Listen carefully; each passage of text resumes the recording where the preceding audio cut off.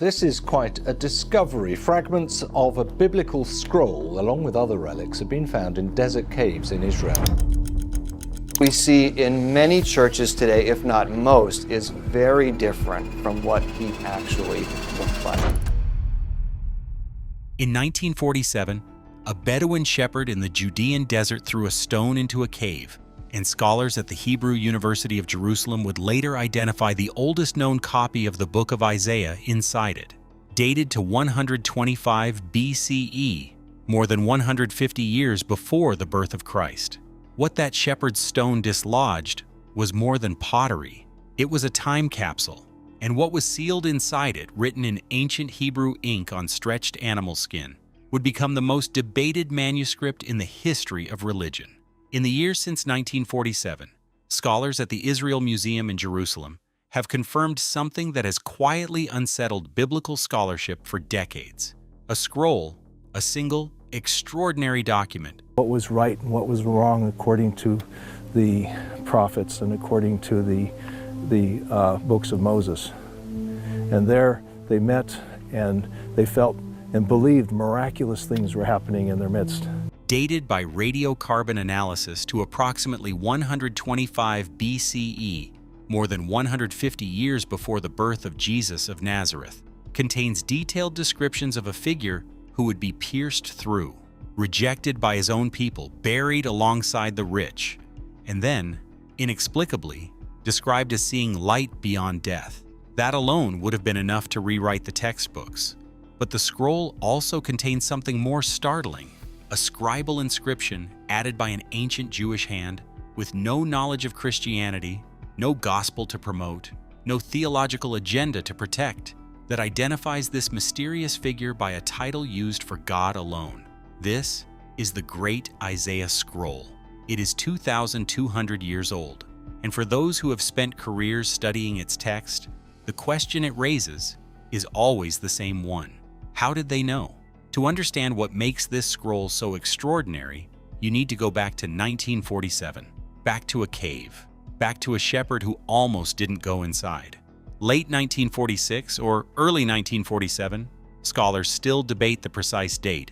A young Bedouin named Muhammad Ed-Dib was searching for a stray goat on the steep cliffs northwest of the Dead Sea. The terrain around Qumran is desolate, all beige limestone and crumbling chalk, blinding white under the midday sun. The heat is relentless. The air smells of salt and ancient dust. Wind cuts through the ravines without mercy.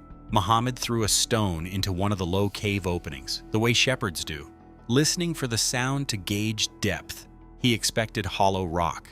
What he heard instead was the crack and shatter of clay pottery. He climbed inside. What he found were tall, sealed clay jars, some intact, some broken. Inside the intact ones, wrapped in linen cloth and sealed with pitch, were ancient scrolls. He took 3. He had no idea what they were.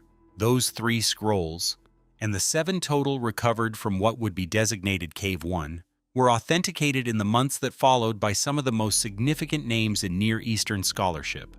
Eliezer Sukenik, archaeologist at the Hebrew University of Jerusalem, purchased 3 of the original scrolls in November 1947. He understood immediately what he was holding. He called it the greatest find in the history of the Hebrew Bible. The American scholar William F. Albright, widely considered the father of biblical archaeology, examined photographs taken by John Trevor at the American School of Oriental Research and declared the discovery, without hesitation, the greatest manuscript find of modern times. The largest of the 7 scrolls was designated 1QISA-A. Its name is dry and technical, but the object itself is anything but. At 7.34 meters long, nearly 24 feet, it is the only complete biblical book to survive among all the Dead Sea Scrolls. It is made of 17 sheets of parchment, sewn together at the edges. Its 54 columns contain all 66 chapters. The Bible which we have today is considerably late. There are changes, very few, but still there are different versions in the Dead Sea Scrolls. Remember another thing, till of the book of Isaiah, every word, every verse, nothing missing. Carbon dating and handwriting analysis placed its composition at approximately 125 BCE. Some recent analyses, combining digital paleography with radiocarbon data, have pushed that date even earlier, possibly as far back as 180 BCE.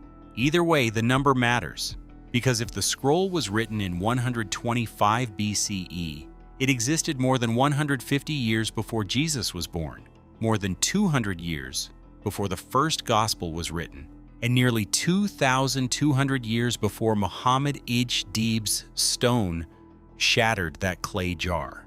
Before the Dead Sea Scrolls, the oldest surviving Hebrew manuscripts of the Old Testament dated to around 900 CE. The medieval Masoretic codices, including the famous Aleppo Codex. Scholars had long wondered whether the Hebrew text had been corrupted or altered across that 1,000-year gap. The Great Isaiah Scroll settled the question. When scholars compared it to those medieval texts, they found a document that was, by any academic standard, extraordinarily consistent. Almost the same book. Across a gap of more than 1,000 years, scribes had preserved the text with remarkable fidelity. But the real discovery wasn't what had stayed the same. It was what the scroll, unaltered and untouched for 2 millennia, had always contained. The research teams knew they were looking at something singular, but the full weight of what the scroll contained would take years, decades, to fully understand. In Cave 1, beneath the limestone cliff face, sealed in darkness for 2,000 years, Chapter 53 of Isaiah had been waiting. Open the scroll to column 44. That's where it begins. The passage that Christian theologians call the fourth servant song, and that Jewish scholars call the most contested chapter in the Hebrew Bible. Isaiah 52:13 through 53:12, 19 verses. And within those 19 verses, a portrait so specific, so detailed, so uncanny in its correspondence to events that would unfold 150 years later, that scholars have spent centuries arguing about what to do with it. The portrait describes a figure who grew up like a tender shoot from unlikely origins, who was despised and rejected by men, who was familiar with suffering, who bore the sins of many, whose body was pierced and crushed, who was assigned a grave with the wicked, yet with the rich in his death, and who, in the most astonishing line of all, would see something on the other side of that death. That final phrase stopped the scholars cold. In the standard Hebrew Bible used by Jewish communities for centuries, the Masoretic text, Isaiah 53:11 reads, "Out of the anguish of his soul he shall see and be satisfied." The word light is not there. The sentence hangs open, ambiguous. But in the Great Isaiah Scroll, Professor Peter Flint of Trinity Western University, one of the world's leading Dead Sea Scrolls experts, identified a significant textual variant.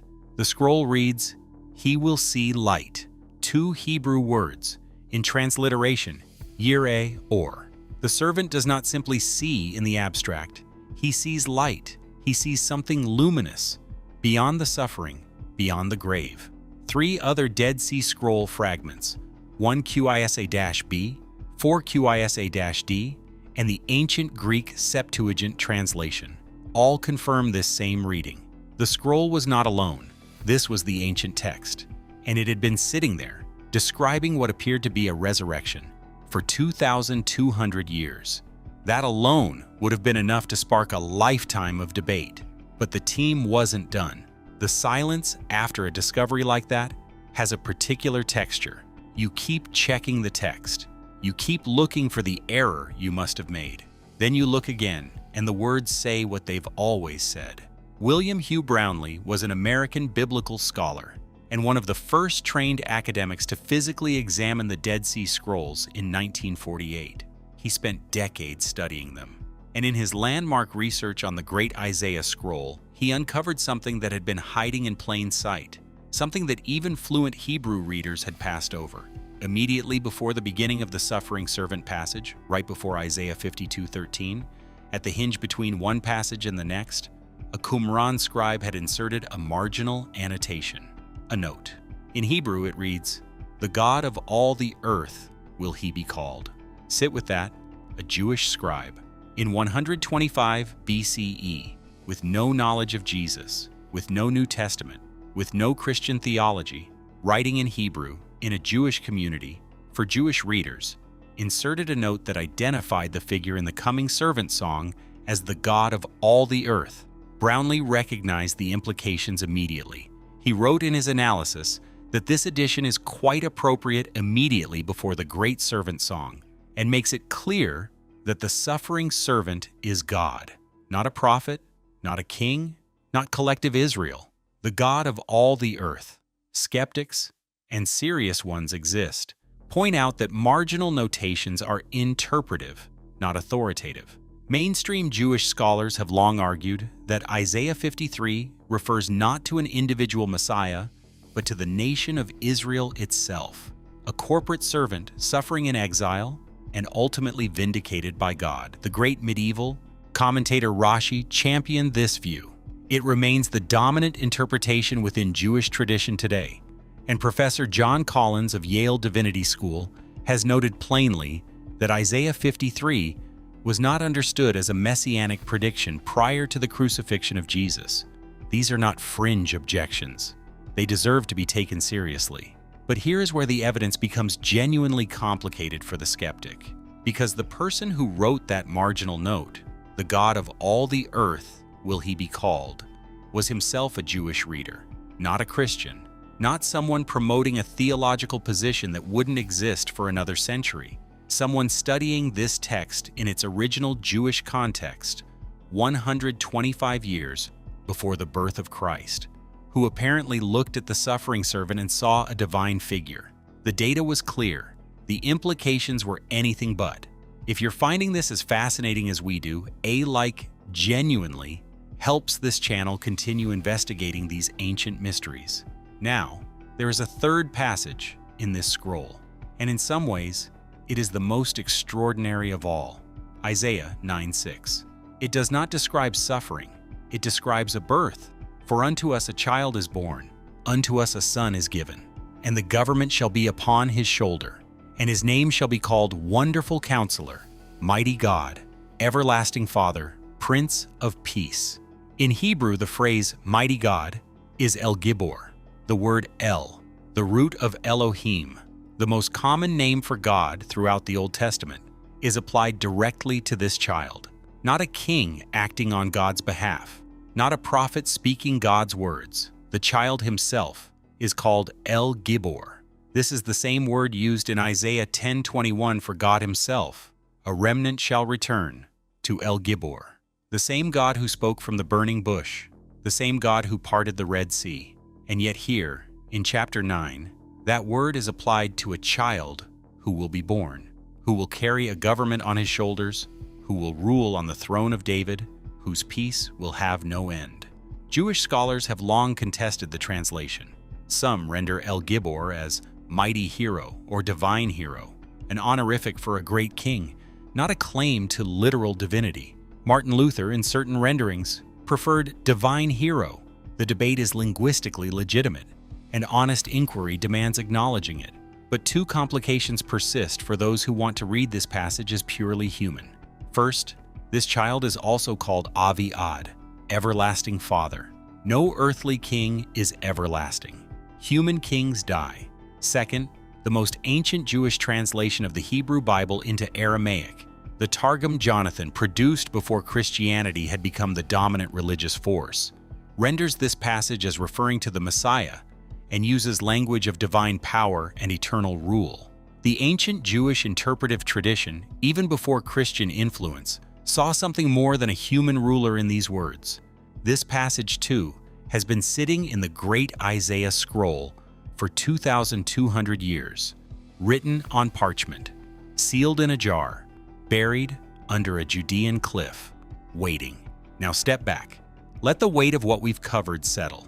A document written before Jesus was born, before the Gospels were written, before any Christian community existed to alter or interpolate a text. It contains a figure who is pierced, rejected, buried with the rich, and who sees light beyond death.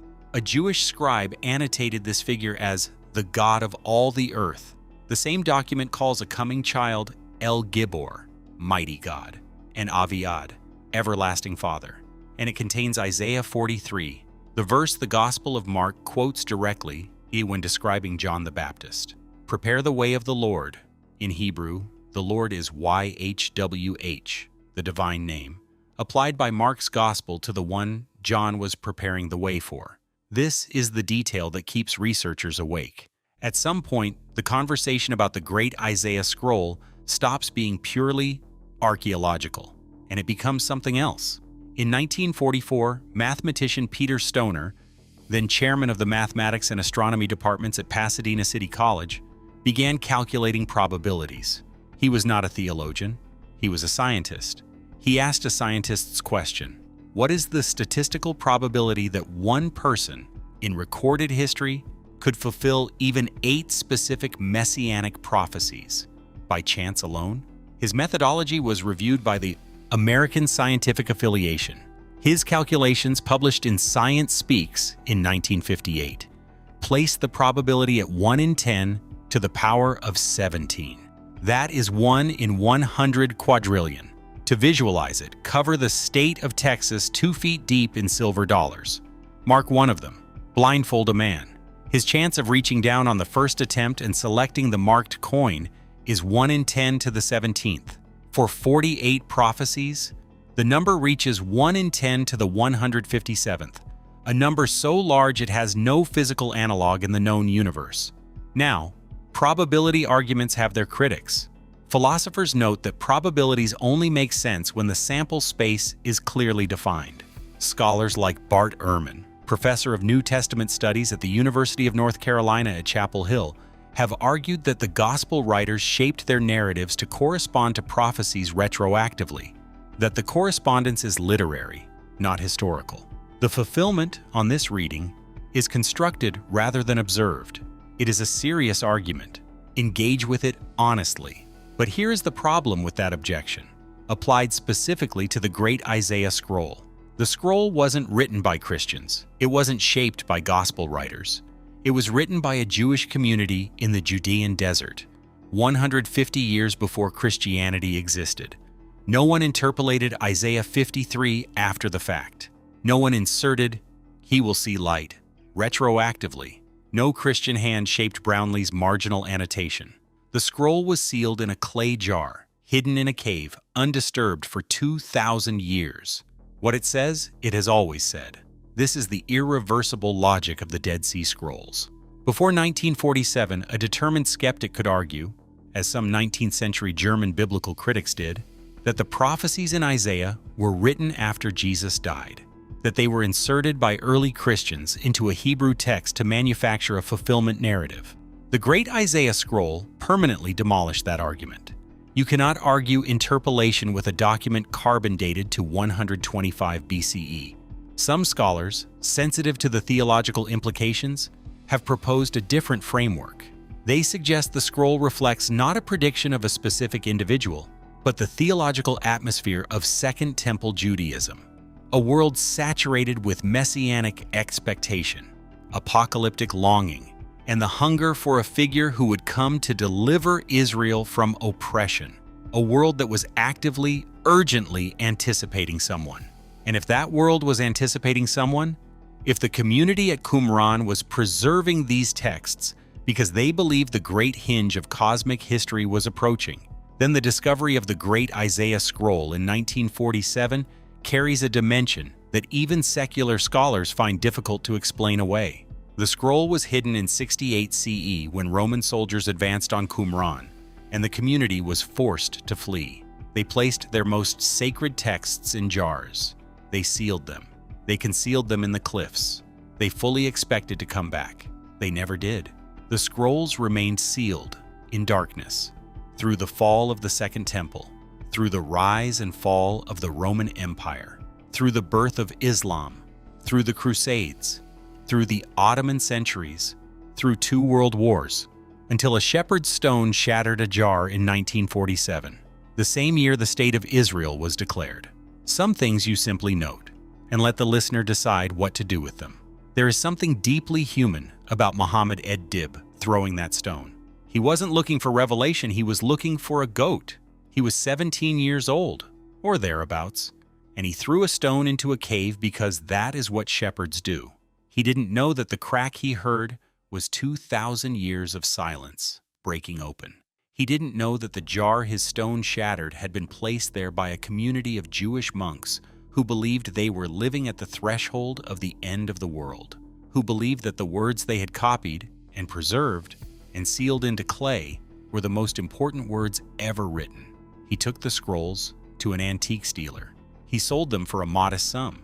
He went back to looking for his goat, and yet what he pulled out of that cave now sits encased in a curved white building in Jerusalem, the Shrine of the Book, designed to evoke the lid of one of those ancient clay jars, where millions of visitors have stood in silence before a 24-foot stretch of animal, skin covered in ink that is older than the Roman Colosseum.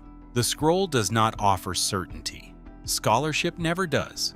Every interpretation has a counter-interpretation. Every claim has a scholar who has earned his skepticism through decades of serious work. The debate over Isaiah 53 is not resolved. The debate over El Gibor is not resolved. These are living conversations in academic journals, doctoral dissertations, seminaries, and synagogues. Conversations that will continue long after any one of us is here to have them. But the scroll itself is not in dispute. It is real. It is old. It is here. And what it says, in ancient Hebrew, in ink made from carbon and water, pressed into dried animal skin in a desert community 2 centuries before the Common Era, is exactly what it has always said. A child will be born. He will be rejected. He will be pierced.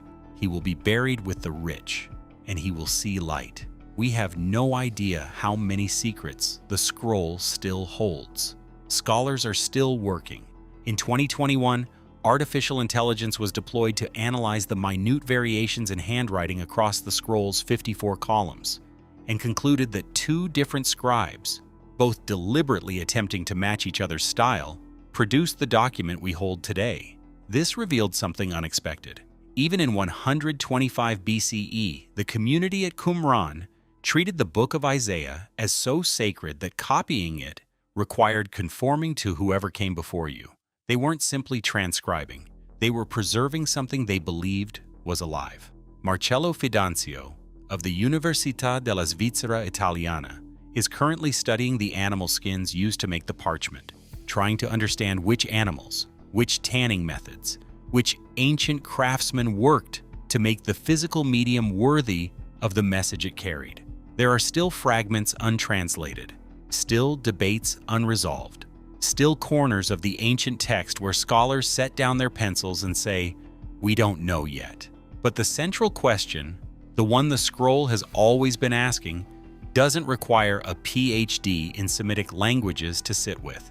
It requires only that you hold in your mind a document written in 125 BCE in a community that had no knowledge of the New Testament, by scribes who believed they were stewarding the words of a prophet who had looked forward across 7 centuries. That you read what it says about a figure who suffers, who dies, who is buried among the rich, who sees light. That you note what one of those scribes, writing before Jesus was born, before Christianity existed, before there was any reason to write this, chose to add in the margin, "The God of all the earth will he be called." And then ask yourself the only question that has ever mattered here.